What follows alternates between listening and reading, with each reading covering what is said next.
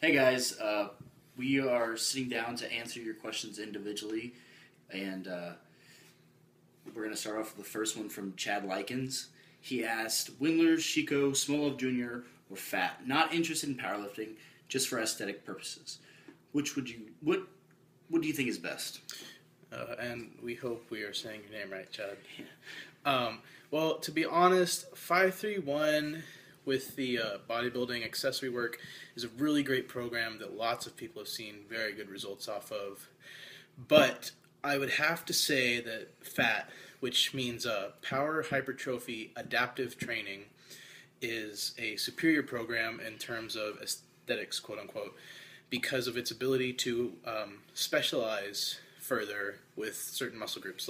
So with Wendler's, you would have a 4 days workout, and I mean, I'm not too familiar with how in-depth it gets with accessory work, but I'm assuming that it keeps it to a minimum. You could do whatever you want, really. Yeah, but the problem with doing whatever you want is that you don't really know how you're going to progress in terms of strength. Right. So you're basically just turning it into a hypertrophy routine. But PHAT is got hypertrophy specifically programmed into it by a bodybuilder, not a powerlifter. So someone who knows what a bodybuilder's needs are. So you'll be able to specifically target like your biceps and your triceps and do a fair amount of accessory work. Well, I guess it would be bodybuilder work for those groups. So that right there gives me the reason to say that it is a better routine altogether. Will you progress well on Wendler's 531 or Sheiko or Smolov or PHAT? Yes, you'll progress very well, assuming that you follow the program, that you are eating accordingly. But and not for hypertrophy. No, I mean, you'll make very good strength gains, but you're probably not going to make very much in terms of hypertrophy. If you're thinking for aesthetics, then you're better off with Wendler's or PHAT. I've done Wendler's. I liked it.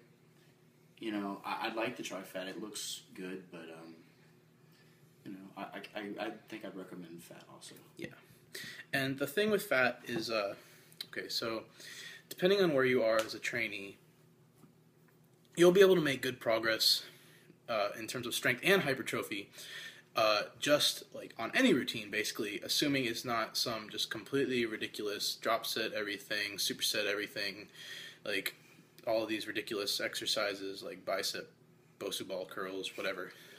But assuming that you're on a reasonable program, you're new to training, and you are eating accordingly, you will see very good results. Even if it's a purely strength-based routine, you will see hypertrophy results. There have been studies on it. I can link studies if anyone wants me to, but you will progress and you will get bigger. It just is a matter of time and sticking to the program.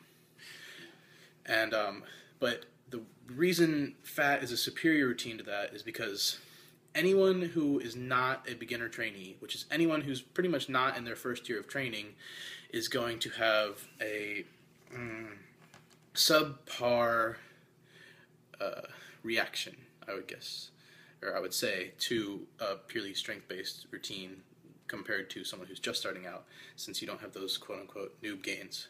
But what PHAT does is allows a more advanced trainee to specifically target muscles like your shoulders and bring up any lagging parts or any parts that you want to bring up more with a lot of focus on that group instead of just having to follow a set program where you might be leaving out or not doing as much work for that muscle group. And that's about all I have to say on that. Yeah, so, summing it all up, PHAT's the best one for aesthetics. I wouldn't even know why you would even say, put Sheiko and Smolov in the mix when you're talking aesthetics. I'm sure there are even better programs for aesthetics than PHAT even. Yeah. So. I mean, these are all powerlifting routines. There may be ones that have more hypertrophy work. There may be ones that don't.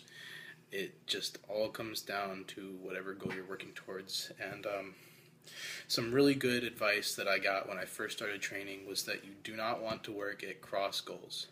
You do not want to try to be a powerlifter while you're trying to be a bodybuilder. And you do not want to try to be a bodybuilder while you're trying to be a powerlifter. There has to be a point where you can just say, okay, this is what I'm going to be, this is what I'm going to do. That doesn't mean that you cannot be strong and that you cannot do powerlifting in addition to bodybuilding or vice versa. It just means that you have to prioritize one over the other. So, hey, try them all, but don't try them all in a period of a month, Give them some time and really stick to it. And, yeah. And I've been dieting, and you guys should tell me, is my face looking any sexier?